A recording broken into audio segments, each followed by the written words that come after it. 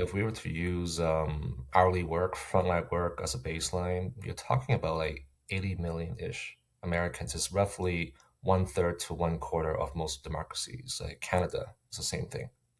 And of the working Americans, what kind of percentage is that? Just so people can put that 80 million into context. Oh, 25% or so.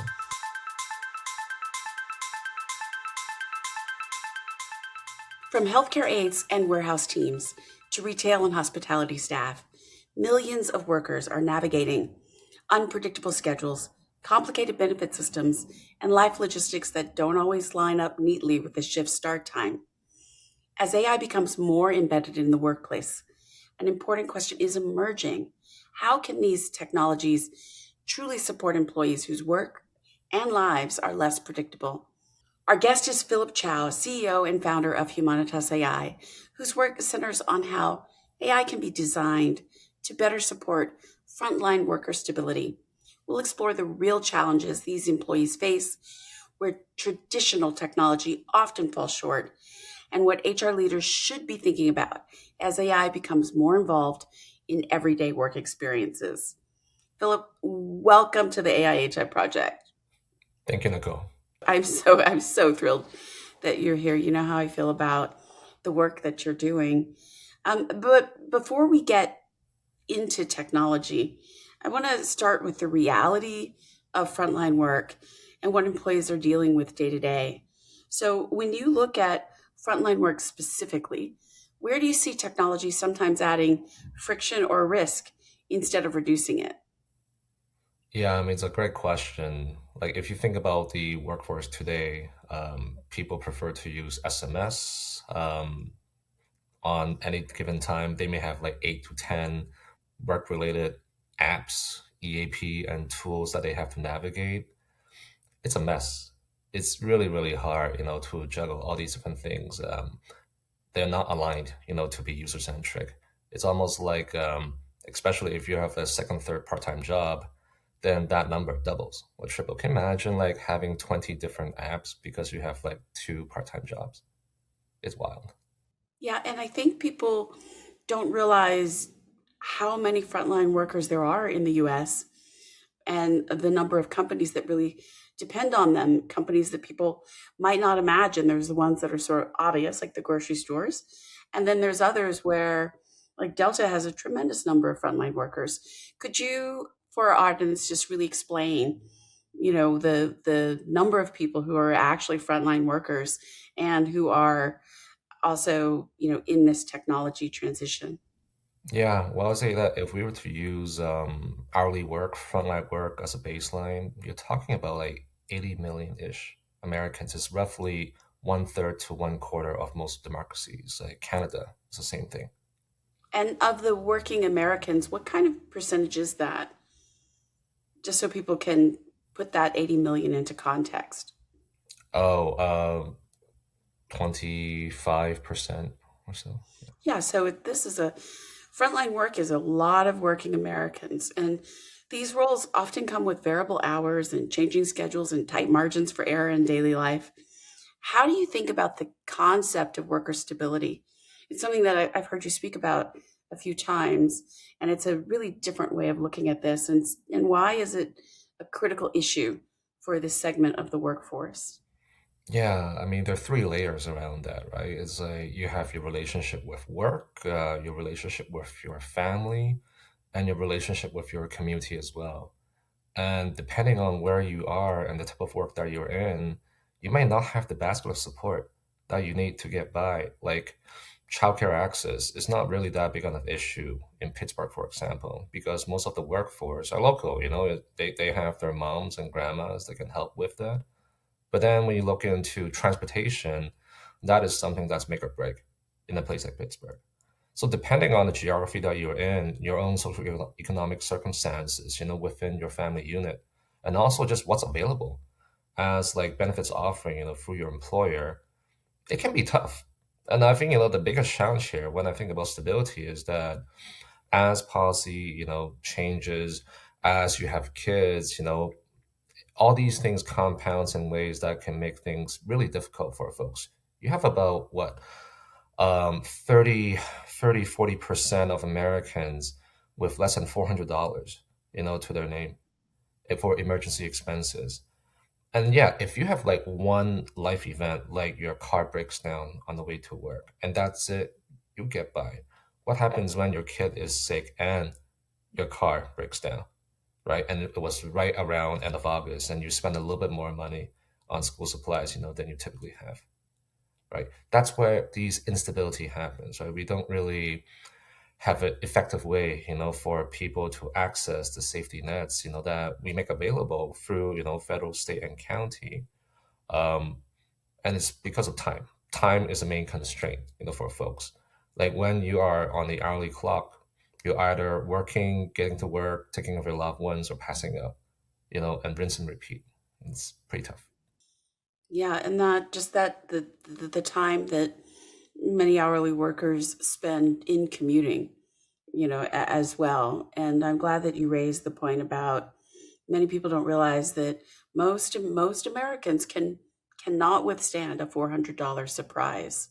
And so, when you have transportation issues or things like that, and I think the other thing that, you know, I um, I love about the way that you're thinking about these things is that, these often when there's turnover in the front line, it really is because people had a life event and they didn't have the buffer for it.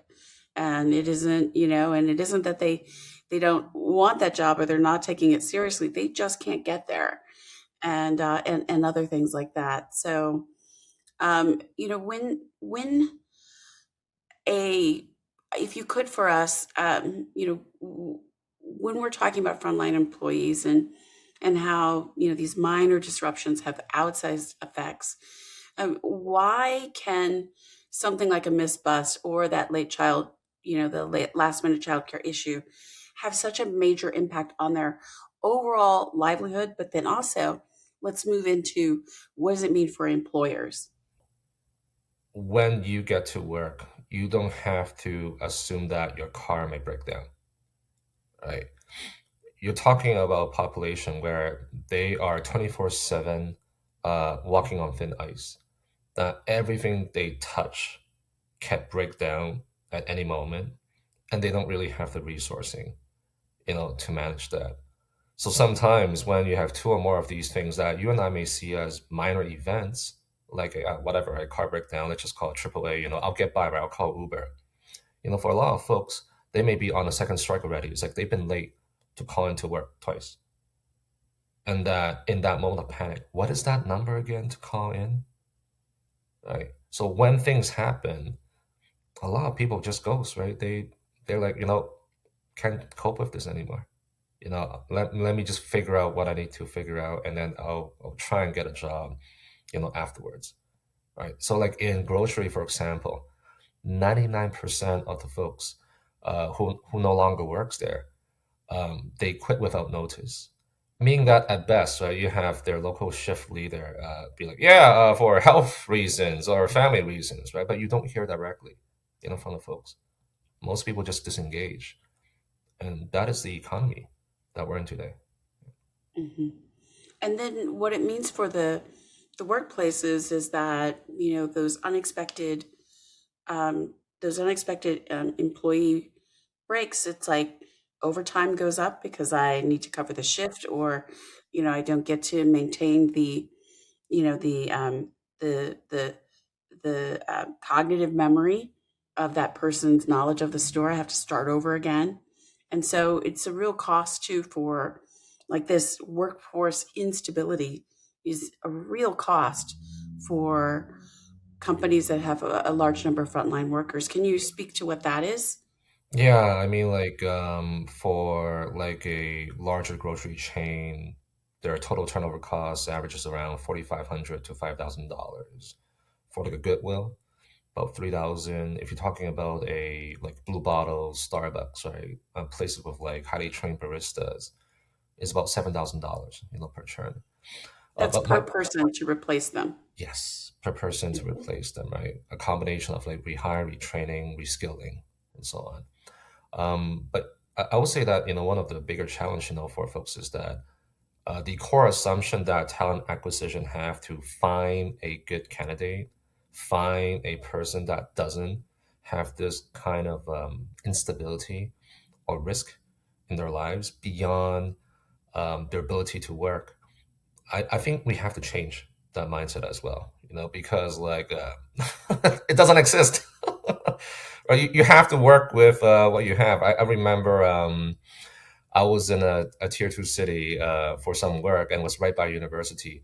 I got kicked out from the local Starbucks at 4 p.m. on a weekday because they don't have anyone else, to handle the shift after 4 p.m. on a weekday. So that's the kind of environment that we're in right now in the US. Yeah. Yeah. And and it's a big problem for workers and everyone, 25% of the American workforce. So it's a big problem for workers. And it's also a big problem for employees. And I mean, excuse me, it's also a big problem for employers. So this is a big mutual problem. And it's a great area for AI. And so, because AI is, it's such an extraordinary orchestrating system. It is a system that can remove friction when well designed. So now that we've talked through what the challenges are, I would really love to move into how we can leverage AI to actually really support this kind of work and worker.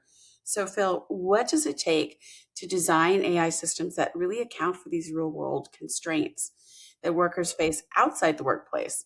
Things like caregiving, transport, or access to services. How do we use AI there? I think that's a great question, right? I think one of the assumptions that we typically have when it comes to app development for users is that they are already online, that you can connect to their personal Gmail, their payroll, scheduling, other social media touch points to have the tool better predict and understand who the person is. That's a fundamental challenge for this population. They're very offline, right? Maybe they can, with their consent, check their credit score or other things that may be financially related. But is it even that recent? If I give you my credit score, from 3 years ago, like what does that mean, right? So when I think about like work and how these AI tools can be helpful, it has to be a lot more user centric. But the only way that can happen is like that trust between the user and the tool has to happen as well. Here's another funny story. It's like one of our customers, after we went through all the legal work, we signed off on it. The kickoff meeting was not actually with the workforce, but with the union stewards. And the very first questions that it wasn't even a question, right? It was a statement. They're like, "Isn't this just another tool for the company to spy on me?" Right? So if you really want the outcome, how do we find a better way to harmonize what it means, for your workforce to be healthier in an environment that they can interact with when there's trust, so that you can actually achieve a win-win, for both sides. Yeah. So, I think the way I think about it is, as you know, I really believe that the way to success to have the outcomes we want, is the technology has to be human centric.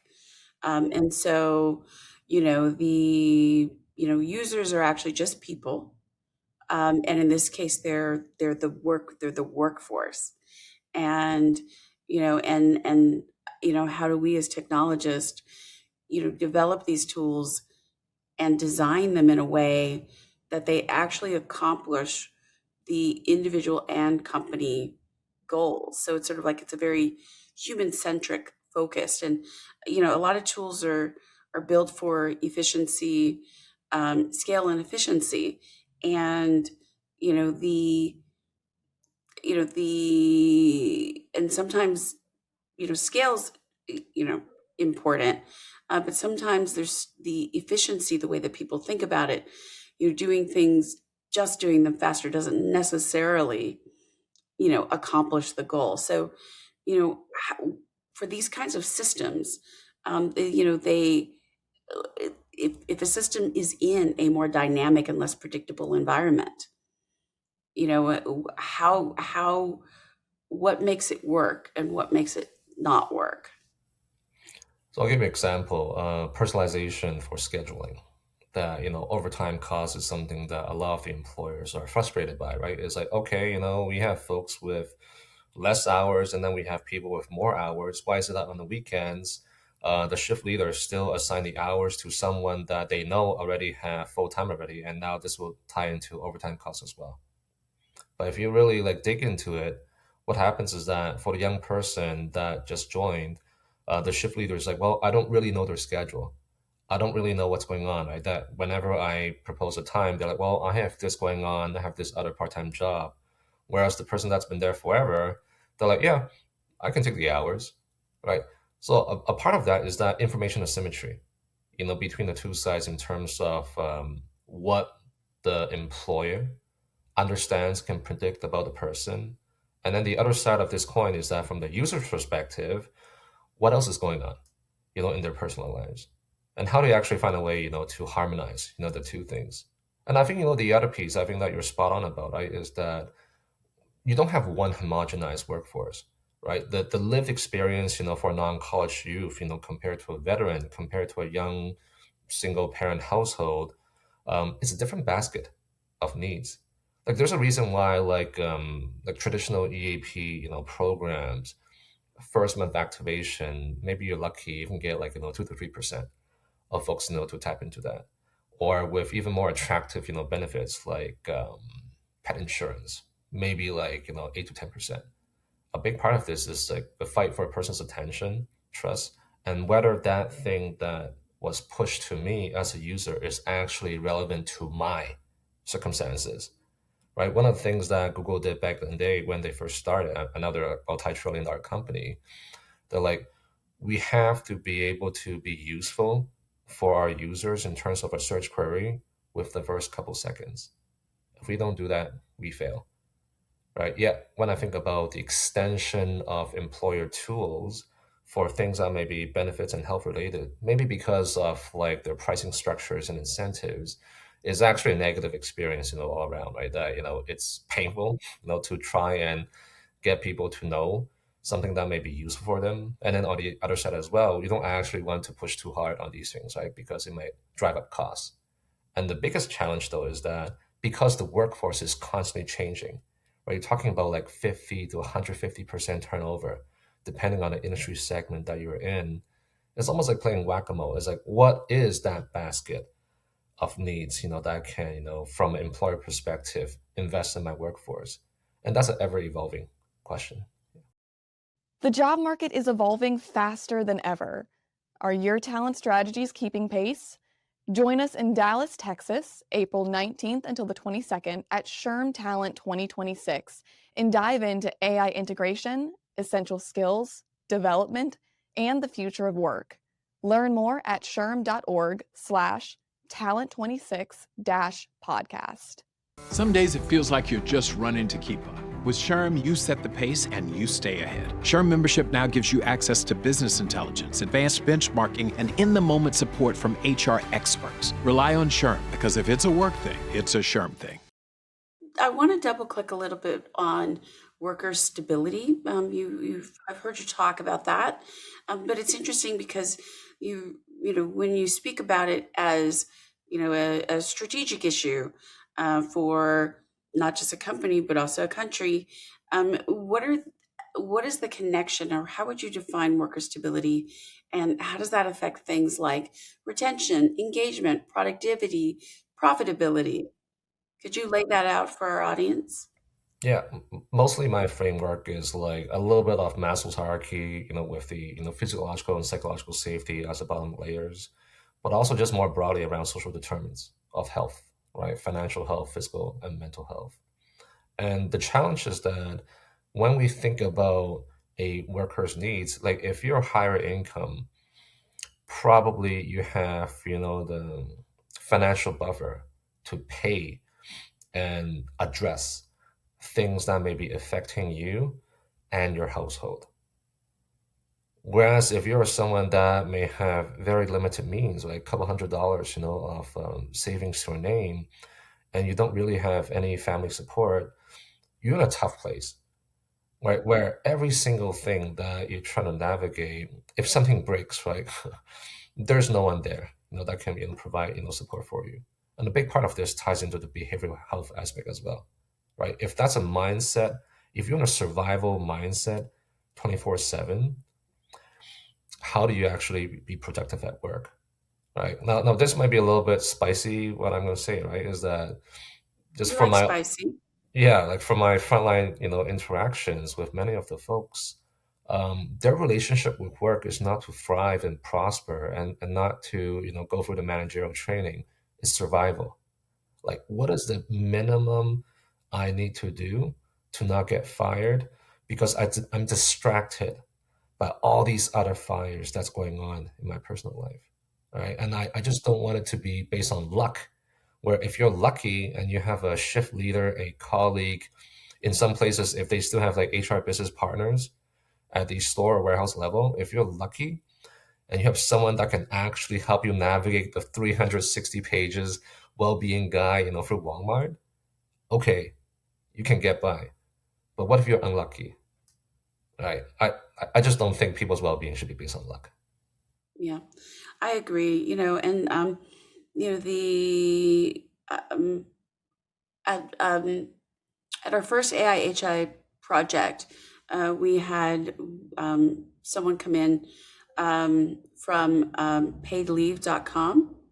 And it's one of those things, it's sort of like, lots of people in many states, I think it's like 22 states, qualify for paid family leave, but the people who don't get it are the ones who really need it, because navigating it is this sort of really dense process of getting to that. And so at the very beginning of OpenAI coming out, she created the founder, she was like, oh, this is a problem, and it's a perfect use case for AI. And so the number of people that they've helped actually qualify for benefits that they're legally entitled to already, to help regular families make it.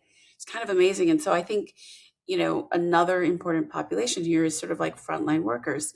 So how can we use AI, and what is the role that we can use for AI in strengthening the frontline workforce? Like how do we fix these problems that we've talked about so far? Yeah, I think like when employers think about technology, they kind of mash together engagement and utility. I think, or the assumption that, well, if it's useful, people will use it. It's not really the case, right? So I think where generative AI can really be helpful is that you have to first separate the two things. What does engagement mean for the end user when we talk about adoption, weekly utilization, and so on, from the endpoint itself, right? Is this an intervention? Is this a use case that can actually help that person at that point when they need it? So my observation is that a lot of the generative AI use cases is more relevant for the first half on engagement. And of course, right, I would say that for the 5 to 20 benefits and toolings that may be available for folks to access, that generative AI can make things more efficient on that sense. But that's more incremental. I think that's less of a hook when it comes to, like, I don't think like an employer will be like, wow, this is a pet insurance provider powered by AI, right? Let's do something, about that. But engagement is really where I think we have to flip the whole equation around and be like, how do we, to your point, be a lot more human centric in these toolings? Because it's only when you have that trust and attention with the end user that at that population level, they can start, doing things that's interesting. Otherwise, right, we have a lot of like amazing perks and benefits that may be available for folks. I'm sure like a lot of like total rewards and like benefits leaders, probably get frustrated. It's like we negotiated so hard to get a good rate on XYZ, yet no one's using it. Why is that? Right. So we have to separate the two pieces. Something that you just made me think of is that on one of the things that we talk a lot about in HR and think a lot about is, or that's coming to the fore, is AI training in the flow of work. So while people are needing it, while people are using it, then or while people are working, they're also simultaneously trained on how to use it while they're working. And that, many L&D leaders are seeing that as potentially a better direction than, having someone go in a room during a training, or, and that being the only thing. And also the other thing that's happening is because these, the models update like every couple of weeks, they can do different things. Training is never, you can't train and forget. Like, it's like you have to do it nonstop. So putting it inside the flow of work. And I think, kind of what you made me just think about is like, for, an EAP in the flow of problems, an EAP where the problems that you have, the challenges that you have, it's sort of like inserted in that. Because if you could share a little bit about how people, text Humanitas. Yeah. So yeah, a little bit of a shout out, I guess, for what I'm working on. It's SMS based. You don't need to download an app. It's something that's super intuitive and useful for people. And one of the main things that, my team and I guess, learn, from our process is that um, the key thing is for the person to open up to you. And so, like, one of the most interesting user behaviors that we observe, right, is like a user may be chit-chatting with our tool, right? It's like, they're bored, right, on their bus to work, and they're just engaging with our tool. It's called Casey, Casey. And then out of the blue, they'll be like, you know what? My colleague bumped into me yesterday, and I'm very upset about that. And I don't really know what to do. And this is after they asked me about like the Pirates of the Caribbean, or what's the weather, or what was the score, for, the Broncos, last night. So I think that part of that is opening up. And then, to what I think you're referencing is like, in that moment of that person opening that very small window of vulnerability is to be helpful. How do we immediately come in and intervene and be like, okay, well, based on that, here is something where it can be helpful for you, or here is the number, for the HR hotline if this is something that you feel, upset about. And here's a hot link, for your company's intranet that can learn more about the policies, about something like that. So I think a big part of, generative AI is really just like helping people when they need help. I would say that the key difference between the philosophy of, how we're thinking about like EAP versus the standard approach, right? Is that we're not waiting for people to get hurt, to get sick, to be in that moment of crisis, right? How can we proactively address many of these small things before it snowballs to something more catastrophic? Well, and also it's like it's um okay, this is getting really interesting. One of the reasons why I raised what I did a moment ago is because a lot of times when people think about designing AI for a problem, they think about very sort of like elegant, Apple style, beautiful, shiny interventions. And, it's like as simple as texting, a texting based interface. And you don't get there unless you are human centered. But that is actually the exact right interface for both workers and workplaces that have this, very expensive problem. And so, when we're talking about designing AI systems, everybody, they don't have to look fancy. They don't have to look fancy. They can be very simple, but if it's user centric or, person human centric, then you wouldn't force fit a fancy interface on something because you actually know who has the problem that you're trying to solve. And so what you just said, Phil, is so interesting is that, when I think about a lot of the types of problems that people have that they go to an EAP for, these things, sometimes they're emergencies, but it's like, emergencies have, send smoke signals Yeah. sometimes before they happen. Like I was just reading the other day, which really surprised me. If you if you have only if you've only slept for 5 hours, and if you slept for less than 5 hours, that's the equivalent of drinking 2 drinks before you drive.